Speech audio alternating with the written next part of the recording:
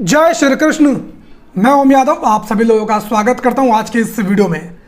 दोस्तों, एक बौद्ध भिक्षु की वीडियो है जो सोशल मीडिया के ऊपर काफ़ी ज़्यादा वायरल हो रही है। खास तौर पर जो दलित विचारधारा से प्रेरित लोग हैं वो इसकी वीडियो को काफ़ी ज़्यादा सोशल मीडिया के ऊपर वायरल कर रहे हैं, क्योंकि ये बौद्ध भिक्षु अपनी इस वीडियो के अंदर यादव इतिहास के ऊपर चर्चा कर रहा है और यादव समाज में जितने भी महापुरुष हुए हैं, जितने भी राजा महाराजा रजवाड़े हुए हैं, उनके इतिहास के बारे में बता रहा है। और इस वीडियो के माध्यम से वो यादवों को शासक बनने के लिए प्रेरित करने का काम कर रहा है। इसकी वीडियोस यादव समाज के ग्रुप्स में भी काफ़ी ज़्यादा सर्कुलेट हो रही हैं और बहुत सारे यादव भाइयों ने भी मुझे इसकी वीडियो मेरे व्हाट्सएप के ऊपर भेजी, लेकिन उन्हें समझ में नहीं आ रहा है कि इस वीडियो का उन्हें क्या रिएक्ट करना चाहिए। क्या इस बौद्ध भिक्षु की बातों का समर्थन करना चाहिए, विरोध करना चाहिए, इसकी बातों से सहमति प्रकट करनी चाहिए या फिर असहमति प्रकट करनी चाहिए। तो मैंने इसकी वो वीडियो देखी और वीडियो देखने के बाद मैंने ये महसूस किया कि अपनी इस वीडियो के अंदर जो बातें इसने कही हैं उनकी काफ़ी ज़्यादा बातों से मैं सहमत हूँ और यादव समाज को भी इसकी जो काफ़ी ज़्यादा बातें हैं उससे सहमति होगी ही और होनी चाहिए। लेकिन कुछ एक बातें ऐसे भी हैं जिनसे मेरी असहमति है और मैं समझता हूँ कि यादव समाज के लोग अगर उसकी वीडियोस को देखेंगे, उसकी बातों को सुनेंगे, तो कहीं ना कहीं यादव समाज के लोग भ्रमित हो सकते हैं और गलत दिशा की तरफ बढ़ सकते हैं। क्योंकि आप समझने की कोशिश कीजिए कि दलित विचारधारा के लोग इसकी वीडियो को अगर शेयर कर रहे हैं तो इसके पीछे कहीं ना कहीं उनका एक निहित स्वार्थ जुड़ा हुआ है। उसके बारे में हम इस वीडियो के अंदर चर्चा ज़रूर करेंगे। लेकिन उससे पहले जो दलित विचारधारा के लोग हैं, सबसे पहले समझिए कि दलित विचारधारा के लोग मैं किनको बता रहा हूँ। मैं अक्सर अपनी वीडियो के अंदर दलित विचारधारा का उन लोगों को बताता हूँ जो खुद को शूद्र मानते हैं, जो खुद को हे दृष्टि से देखने का काम करते हैं, जो दिन रात ये प्रचारित करने की कोशिश करते हैं कि जी हम तो शूद्र हैं, हम तो नीच जाति से आते हैं, हम तो समाज के पिछड़े समाज से आते हैं, हम तो गरीब हैं, हम तो दबे कुचले हैं। इस तरह की बातें जो करते हैं मैं उन्हें दलित विचारधारा का मानता हूँ। और ऐसे लोग यादव समाज के अंदर भी बहुत सारे हैं और मैं अपनी वीडियोस के अंदर लगातार यादवों को क्षत्रिय बताता हूँ, उनके जो गौरवशाली इतिहास है उनसे अवगत कराने का काम करता हूँ। इसके पीछे मेरा मकसद सिर्फ इतना ही होता है कि आज के समय में जो हमारे युवा यादव समाज के लोग हैं वो बिल्कुल भी जो दलित विचारधारा के लोग हैं उनसे प्रभावित ना हों और ख़ुद को दबा कुचला असहाय ये सब समझने की कोशिश ना करें, बल्कि अपने जो पुराने गौरवपूर्ण इतिहास है उससे प्रेरणा लेकर आज के समय में वो उसी प्रकार से मजबूत बने और शासक बनने का प्रयास करें। लेकिन जब भी मैं अपनी वीडियोस के अंदर इस तरह की बातें करता हूँ, यादवों को क्षत्रिय बताता हूँ, तो सारे के सारे दलित विचारधारा के लोग, जिनमें खुद यादव भी शामिल हैं, मुझे गालियाँ देने लगते हैं, क्योंकि उनका ये मानना है कि यादव शूद्र हैं और यादवों को अपने आप को हमेशा दबा कुचला असहाय यही प्रसारित करना चाहिए। लेकिन मैं इस विचारधारा के एकदम उलट हूँ।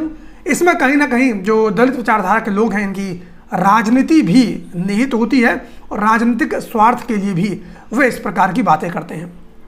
तो सबसे पहले दोस्तों हम ये देखते हैं कि जो ये बौद्ध भिक्षु है इसने अपनी वीडियोस के अंदर क्या बातें कही हैं, किन बातों से मैं सहमत रखता हूं और किन बातों से मेरी असहमति है। इस वीडियो में हम लोग जानने की कोशिश करते हैं, तो इस वीडियो को पूरा अंत तक जरूर देखिए। सम्मानित मुल्क के मालिकों, मैं बौद्ध भिक्षु सुमित रतन आज फिर एक राजवंश की गौरव गाथा आपके बीच में लेके आया हूं। उस राजवंश का नाम है यादव, यदुवंशी, गोप, अहीर, अन्य बहुत सारे नामों से भारत में इन्हें जाना जाता है। मैं एक भी पुराण की बात नहीं करूंगा, सिर्फ इतिहास की बात करूंगा। और मैं बता दूं कि जितनी भी जातियां पशुपालक हैं, खेती बाड़ी करने वाली हैं, पूर्व में वो सारे की सारी खत्ती और क्षत्रिय रही हैं। पाली भाषा में खत्तीय कहा जाता है और उसे संस्कृत में क्षत्रिय कर दिया है। और खत्ती का मतलब है जमींदार, खेती बाड़ी वाला व्यक्ति। ये यादव जाति भी पुरानी जमींदार और खेती बाड़ी वाली रही है। ये भी बीच बीच में कई बार राजा रहे हैं, जिनका मैं जिक्र आपके बीच में करूंगा। सबसे पहले मैं चर्चा कर तो दोस्तों, अभी तक आपने जो इस बौद्ध भिक्षु की बात सुनी है, इसने जो बात कही है वो उन तमाम दलित विचारधारा के लोगों को सुननी चाहिए जो मुझे गालियां देते हैं जब मैं यादवों को क्षत्रिय बताता हूं। मैं अपनी वीडियो के अंदर यादवों को क्षत्रिय बताता हूं तो उनके पेट में दर्द होने लगता है। जब मैं अपनी वीडियो के अंदर बताता हूं कि यादव समाज के लोग शासक रहे हैं, यादवों के रजवाड़े रहे हैं, यादवों की रियासतें रही हैं, यादवों की जिम्मेदारियां रही हैं, तो उन सभी के पिछवाड़े में दर्द होने लगता है। और वो मुझसे सीधा सवाल करने लगते हैं कि अगर तुम इतने ही बड़े राजा रहे हो, इतने ही बड़े योद्धा रहे हो, तुम्हारा इतना ही गौरवशाली इतिहास रहा है, तो आज की डेट में तुम लोग ओबीसी में क्यों आते हो? इसके ऊपर मैं अलग से वीडियो बना चुका हूं, आप लोग देख सकते हैं इस सवाल के ऊपर। तो उन तमाम जितने भी दलित विचारधारा के लोग हैं उनको इस बौद्ध भिक्षु की बात सुननी चाहिए। अगर आप इसकी वीडियो को प्रचारित कर रहे हैं तो ये स्वयं अपनी इस वीडियो के अंदर खुद बोल रहा है कि यादव समाज के लोग क्षत्रिय हुआ करते थे। हालांकि ये बौद्ध धर्म से संबंध रखता है, तो जाहिर सी बात है ये अपने तर्कों को अपने धर्म के अनुसार ही व्याख्या करेगा। इसीलिए बोल रहा है कि पाली भाषा में पहले क्षत्रिय था, क्षत्रिय को क्षत्रिय कर दिया गया। मुझे इससे कोई मतलब नहीं है। मूल मतलब सिर्फ इतना है कि यादव समाज के लोग शासक रहे हैं, जमींदार रहे हैं, उनके रजवाड़े रियासत सब कुछ पूर्व काल में रही हैं और यादव समाज के लोगों को उनके बारे में पता होना चाहिए। आगे सुनिए। चाह रहा हूं देवगिरी के यादवों की चर्चा। इतिहास उठा के देखिए, आपको मिलेगा कि देवगिरी के यादवों ने भारत के छोटे से भूभाग पर लंबे समय तक शासन किया। आगे चलकर के राजा गबली हुए, राजा सेवना हुए, राजा भिल्लम हुए, राजा जयत्रपाल हुए। लगभग इन्होंने 175 साल एज ए यादव वंश शासन किया। ये लोग जातिवादी नहीं थे, ये लोग छुआछूत नहीं मानते थे, ये लोग पशु बलि नहीं चढ़ाते थे, ये लोग श्रमण परंपरा के लोग हुआ करते थे। ये प्राचीन इतिहास की बात बता रहा हूं। ये बात भी दोस्तों एकदम सही है। मैं फिर कहूँगा, जितने दलित विचारधारा के लोग हैं जो मुझे गालियाँ देते हैं उनको इसकी बात सुननी चाहिए। देवगिरी के यादवों ने 175 वर्षों तक शासन किया था। इसके बाद ये बात भी इन्होंने बिल्कुल सही कही है कि यादव समाज के लोग बिल्कुल भी जातिवादी नहीं थे। आज भी हैं, आज भी यदि आप देखेंगे तो यादव समाज के लोग हमेशा से जो समाज का निचला तबका है उसको साथ में लेने की कोशिश करता है, उनका प्रतिनिधित्व करने की कोशिश करता है। यादव समाज के लोग, चाहे अगर हम श्री कृष्ण की बात क्यों ना करें, वो हमेशा से ही अंधविश्वास, अंधश्रद्धा के विरोधी रहे हैं। जातिवाद, छुआछूत, इन सब के विरोधी यादव समाज के लोग हमेशा से रहे हैं। इसके बाद छोटे छोटे रजवाड़े हो जाते हैं। छोटे छोटे रजवाड़ों में भी यादव वंश का, यदुवंश का बहुत बड़ा योगदान है। ये भी सम्राट रहे, राजा रहे, महाराजा रहे। जैसे महाराजा पूरनमल, ये मालवा मध्य प्रदेश में पड़ता है, वहां के शासक रहे हैं। राव तेज सिंह रेवाड़ी के राजा रहे हैं। रुद्र मूर्ति अहिर ये झांसी के राजा रहे हैं। बुद्धदेव ये बदायूं के राजा रहे हैं। राजा अभिशार जम्मू कश्मीर के राजा रहे हैं और राजा दिग्पाल महावन मथुरा के राजा रहे हैं। ये इतिहास की बातें मैं आपको बता रहा हूं। बहुत से लोग ये मानते हैं कि हम छोटे हैं, असहाय हैं, नीच हैं। ऐसा नहीं है।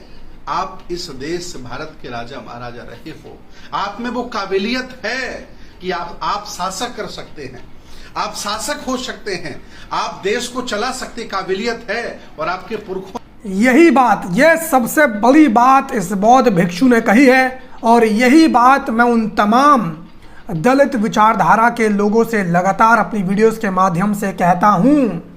मैं तमाम उन दलित विचारधारा के लोगों से हर बार ये बात कहता हूं कि आप अपने आप को शूद्र यदि मानते हैं, अपने आप को दलित मानते हैं, अपने आप को नीच मानते हैं, अपने आप को दबा कुचला असहाय मानते हैं, तो आपके अंदर कभी भी लड़ने की शक्ति पैदा नहीं हो सकती है। और समाज के अंदर वही सर उठाकर जी सकता है जिसके अंदर लड़ने की क्षमता हो। और लड़ने की क्षमता आपके अंदर शूद्र बन के कभी भी नहीं आ सकती है। आप शूद्र बन के तमाम SC ST OBC जातियों को भले ही एकजुट कर सकते हैं, लेकिन इसके बावजूद आप दूसरी जातियों से जो अपने आप को अग्री कहती हैं उनसे आप कभी मुकाबला नहीं कर सकते हैं। आप सोच कर देखिए दोस्तों, SC ST OBC के ऊपर किन लोगों ने हमेशा से शासन किया है? उन लोगों ने शासन किया है जो अपने आप को अगला बताते हैं, जो अपने आप को ऊंचा बताते हैं। अगर जनसंख्या ही एकमात्र तरीका होता किसी से लड़ाई करने का, तो SC ST OBC की बहुत बड़ी तादाद है, क्यों नहीं वो लोग लड़ पाए? तो दोस्तों, इससे साफ साफ सिद्ध होता है कि लड़ाई आप तभी कर सकते हैं जब आपके अंदर खुद को ऊंचा समझने की एक प्रवृत्ति हो, और खुद को अच्छा समझने की प्रवृत्ति हो, खुद को सक्षम समझने की प्रवृत्ति हो। लेकिन इसका मतलब मैं ये बिल्कुल नहीं बोल रहा हूँ कि आपको जातिवादी हो जाना है, आपको दूसरे लोगों के साथ गलत व्यवहार करना है, इस तरह की बात मैं बिल्कुल भी नहीं बोल रहा हूँ। मैं सिर्फ ये बात बोल रहा हूँ कि जितने भी लोग दलित विचारधारा के हैं, जो खुद को कहते हैं कि गर्व से कहो कि हम शूद्र हैं, वो सभी लोग बहुत भारी गलती करते हैं। और वो चाहे करोड़ों लोगों का समूह बना लें, लेकिन वो कभी दूसरी जातियों का मुकाबला नहीं कर सकते, उनसे लड़ाई नहीं कर सकते। क्योंकि जो आदमी खुद को शूद्र कहता है, इसका मतलब वो खुद को असक्षम मानता है, इसका मतलब वो खुद को दबा कुचला, असहाय, गरीब, पिछड़ा, ये सब मानता है। इसलिए इस विचारधारा को आप त्यागिए। उन्होंने चलाया है। वर्तमान की परिवेश की स्थिति में जो भी खेतियर जाति, पशुपालक जाति साधन संसाधन वाली हो जाती है, तुरंत अपने आप को क्षत्रिय कहने लगती है, और जो ओबीसी के लोग हैं, शेड्यूल कास्ट के लोग हैं, उनसे दूरियां बनाने लगती है। मैं आपको बता दूं, क्षत्रिय तो आप पहले से ही हो। आप देश के राजा रहे, महाराजा रहे। आज जो शासन कर रहे हैं, कभी तुम्हारे घर में हल चलाया करते थे, तुम्हारे घर से भीख मांग करके पेट पाला करते थे। आप क्षत्रिय हो, लेकिन तब आप इस देश भारत के बड़े बड़े शासक रहे, जब सब लोगों को जोड़ने की काबिलियत थी आप में। आज काबिलियत नहीं है तो आप शासक नहीं हो पा रहे हो। याद रखिएगा यादव परिवार के लोगों, इतना ही नहीं, इतिहासकारों ने यादव, अहीर और बनाफर को भी एक लिखा है। आप कितने सहमत होंगे नहीं होंगे अलग विषय है, लेकिन इतिहास की बात है जो IAS की तैयारी में भी पढ़ाई जाती है, वो ये है कि जो आला उदल हैं, इनको बनाफर कहा गया है, और बनाफर अहीर दोनों में बहुत बड़ा अंतर नहीं है। अर्थात बड़े लड़ैया, मोहबे वाले, ये आला उदल भी यादव परिवार के हैं, ऐसा इतिहासकार लिखते हैं। मैं आपको बता रहा हूँ। बिल्कुल सही बात उन्होंने कही। तो जिन लोगों को मेरी बातों पर यकीन नहीं होता है, वो इनकी बात भी सुने। जो आला उदल थे वो यदुवंशी क्षत्रिय थे, उनका संबंध यादव समाज से था। स्वतंत्रता संग्राम की लड़ाइयां लड़ी, अन्य बहुत सारे युद्ध हुए, उनमें भी बहुत सारे यादव जमींदार राजा, जैसे राजा मोहनलाल, बहुत बड़ा नाम है, बड़े लड़ाके थे। राजा राव गोपाल देव बड़े लड़ाका थे, ये प्लासी के युद्ध में रहे राजा मोहनलाल जी। इसके बाद राजा रंजीत सिंह यादव और राजा प्राण सुख यादव, ये जमींदार राजा थे। इन्होंने अंग्रेजों के खिलाफ, मुसलमानों के खिलाफ देश की रक्षा के लिए बहुत बड़े बड़े युद्ध लड़े, जैसा कि इतिहास कहता है। इतना ही नहीं, इस परिवार में पेरिया ललई सिंह यादव जैसे लोग पैदा हुए। बस दोस्तों, इसने यहीं पर सबसे बड़ी गलती कर दी है, और इसी चीज़ को यादव समाज को नहीं मानना है, यहीं से यादव समाज को भ्रमित नहीं होना है। इसने अभी तक बहुत ही अच्छी अच्छी बातें कही, और इसने जितने भी महापुरुषों का नाम लिया वो बहुत ही अच्छे नाम थे। वो सभी खुद को यादव कहने पर गौरवान्वित महसूस करते थे। उन्होंने यादव समाज का नाम हमेशा ऊंचा करने का काम किया, लेकिन इसने ललई सिंह यादव का नाम लिया। सबसे पहली बात तो मैं आप लोगों को दोस्तों बता दूं कि यादव समाज का महापुरुष ये ललई सिंह यादव बिल्कुल भी नहीं हो सकता है। क्यों नहीं हो सकता है? क्योंकि ललई सिंह यादव खुद अपने आप को कहता था कि वो यादव नहीं है, और वो हमेशा लोगों से अपील करता था कि उसको यादव कहकर न पुकारा जाए। वो यादवों को हिजड़ा कहता था।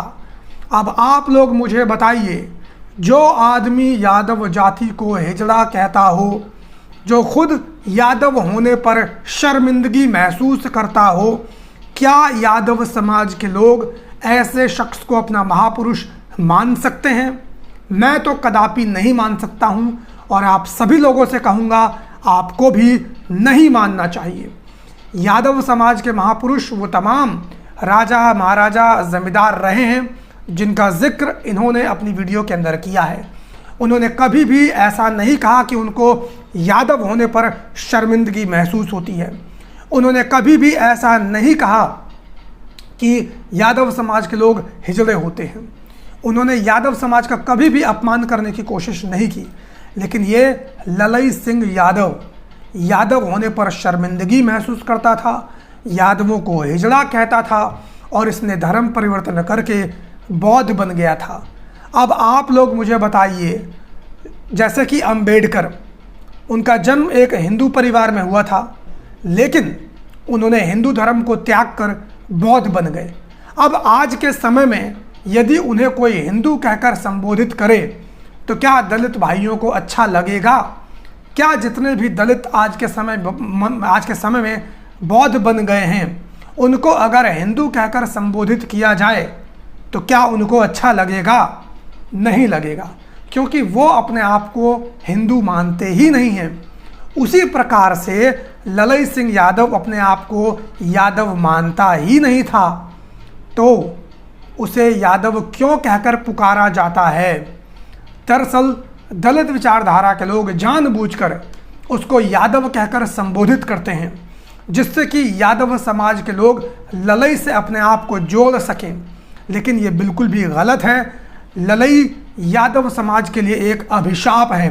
इससे गंदा आदमी यादव समाज में आज तक कभी कोई पैदा ही नहीं हुआ। जो खुद यादवों को गाली देता हो वो यादव समाज का महापुरुष हो ही नहीं सकता है। ही नहीं, इसी परिवार में बिंदेश्वरी प्रसाद मंडल जी, जो बिहार के मुख्यमंत्री भी रहे, मंडल वहां यादव लोग लिखते हैं, ये यादव हैं।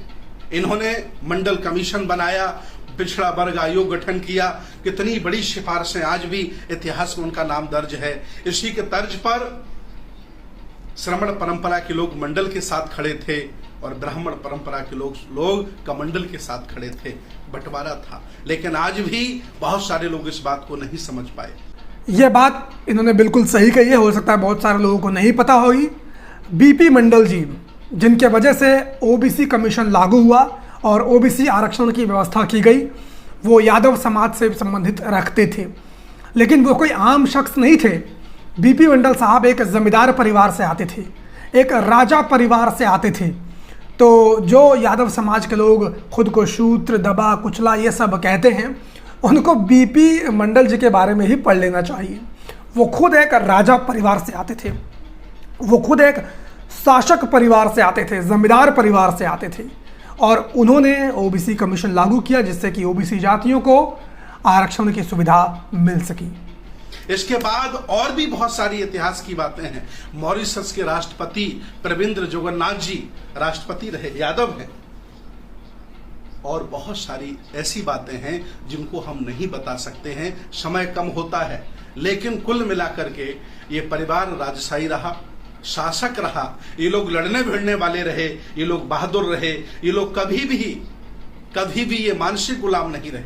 लेकिन आज के दौर में जब शरद यादव जैसे लोग जन्म लेते हैं, लालू प्रसाद यादव जैसे जन्म लेते हैं, माननीय मुलायम सिंह यादव जैसे जन्म लेते हैं, उस समय ये यादव परिवार, ये गोप परिवार, ये यदुवंशी मानसिक गुलाम हो जाते हैं। सामाजिक गुलाम, धार्मिक गुलाम, राजनीतिक गुलाम, आर्थिक गुलाम, राजनीतिक गुलाम, और अपने वोटों से दूसरों को नेता बनाने लगते हैं। लेकिन हाँ, ये लोग जब पैदा हुए, इन्होंने इनका स्वाभिमान जगाया, इन्होंने इकट्ठा किया, तो परिणाम ये आया कि आप लोगों ने छोटे छोटे राज्यों की सत्ताएं भी संभाली। मैं चाहता हूं कि आज भी आप बड़े भाई बनकर एससी ओबीसी के सभी छोटे भाइयों को साथ लेकर के चल पड़ो। मैं दावे के साथ कहता हूं 5 वर्ष नहीं लगेंगे, ये भारत आपके पास होगा, आप इसके शासक होंगे और छोटे भाई भी छोटे छोटे स्थानों पर शासक होंगे और आप फिर पुनः अपने पुरखों का गौरव स्थापित कर सकते हो। लेकिन जाति का भूत, जाति का गर्व, क्षत्रिय होने की कहानियां, अपने आप को स्थापित करने की कहानियां, व्यक्तिवादी हो जाना, विचारधारा को छोड़ देना, ये हमें पीछे धकेल देता है। मैं आज भी अपील करता हूं यादव परिवार के लोगों से कोई आप लोग छोटे लोग नहीं हो, कमजोर लोग नहीं हो। इतिहास बताता है, मैं आपके सामने कह रहा हूं, इतिहास उठा के देखिए। ये जो मैं बता रहा हूं, इसके लिए मुझे कम से कम 10 किताबें का अध्ययन करना पड़ा, तब जाकर ये सारी बातें आपको मैं बता पा रहा हूं। तो बौद्ध भिक्षु जी, मैं आपसे ये कहना चाहता हूँ कि ये आप हमें मत सिखाइए। हमें पता है कि हम क्या हैं, हमें हमारा इतिहास पता है और हम उसी इतिहास को लेकर चल भी रहे हैं।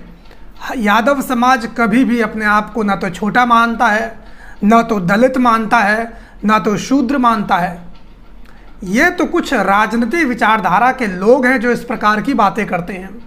सबसे ज़्यादा इस प्रकार की बातें तो आपके जो दलित विचारधारा के लोग हैं वही करने का काम करते हैं। वही दिन रात बोलते हैं, गर्व से कहो कि हम शूद्र हैं, गर्व से कहो कि हम फलाना हैं, गर्व से कहो कि हम नीच हैं। इस प्रकार की बातें तो वही दलित विचारधारा के लोग करते हैं। तो ये बातें आप हमें मत समझाइए।